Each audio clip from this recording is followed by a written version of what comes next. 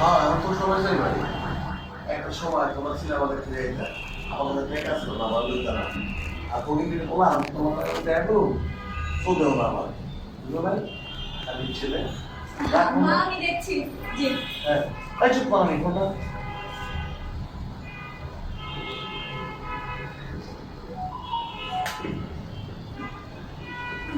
তুমি তুমি যেখানে আমি সেখানে ছেড়ে যাব না